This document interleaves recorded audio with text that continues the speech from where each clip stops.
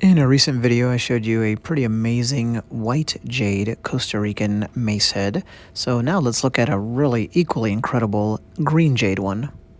As you can imagine, right now you're looking at a collection of precious stone mace heads from that part of the world and roughly the same time as the one we're going to look at today.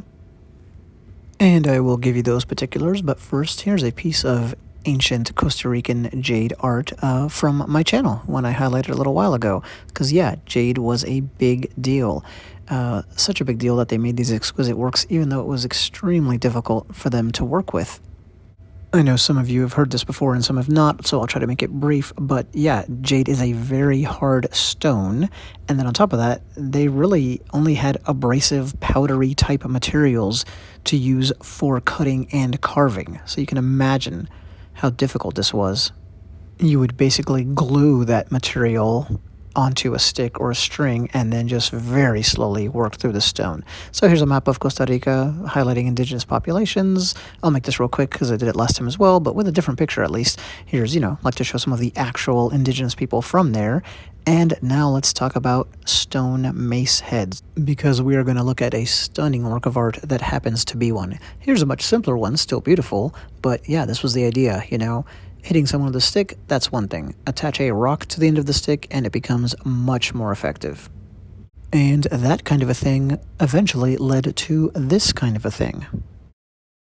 The metal mace, the move from prehistory and Stone Age technology to the Bronze Age and Iron Age, none of that stopped the mace from being a very effective weapon. You just had to upgrade the material that you made it out of course.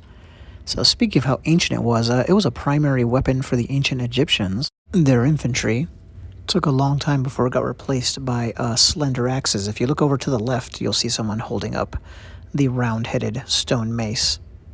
But anyway, not only was the mace a big deal, but like I talked about in a previous video, even the stone mace could be a prestige object.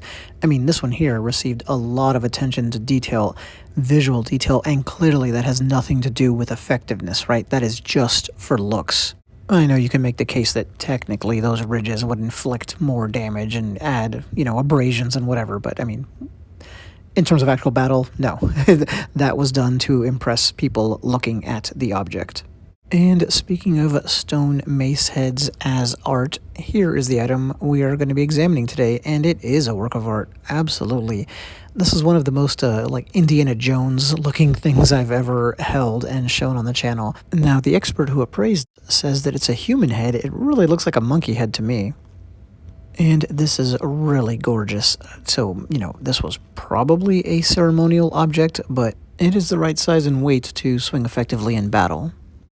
Meanwhile, something like this masterwork, also again from Costa Rica, clearly not meant to be used as a weapon. But this is the level of artistry that I think we see on our mace head, and that's not the norm. Sure, this kind of thing was usually utilitarian, like this one, right? It's got some knobs, but they kept it pretty simple on this one here.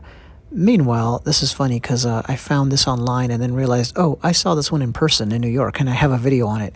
But here's an actual mace, which is clearly just a prestige object, even though it would work if somebody conked you on the head with it.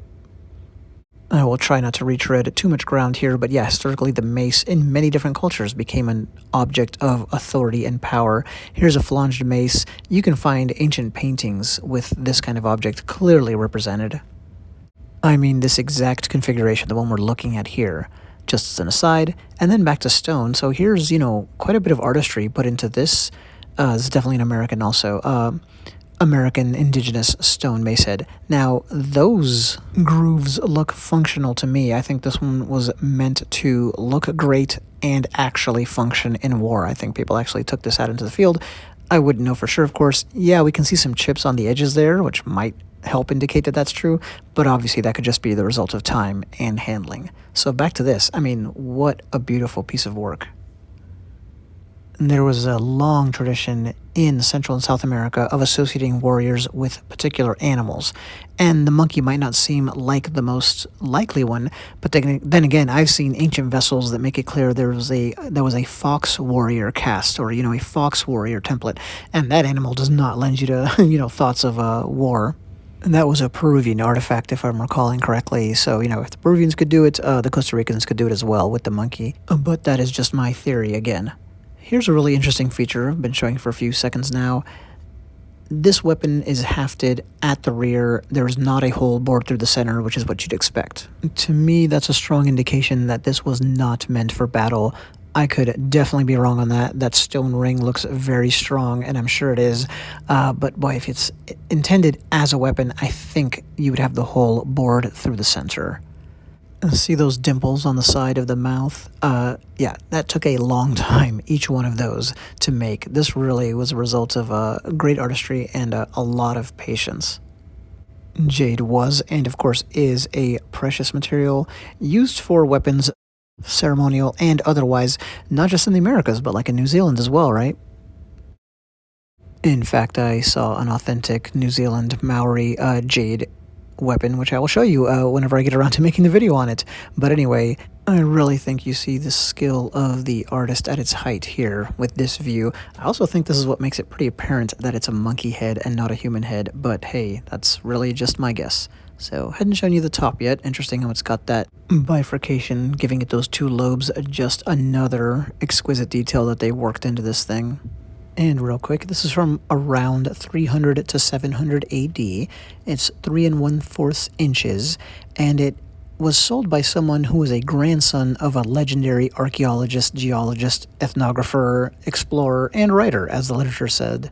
And the grandson himself, Enrique Vargas Alfaro, was known as, quote, the source of highest quality pre-Columbian art sold to prestigious collections, such as, then it names a bunch of prestigious institutions like the Smithsonian and other things like that. Anyway, so the provenance on this is pretty impressive, and so is the object itself, more impressive. There you go. Hope you enjoyed looking at it. Thanks.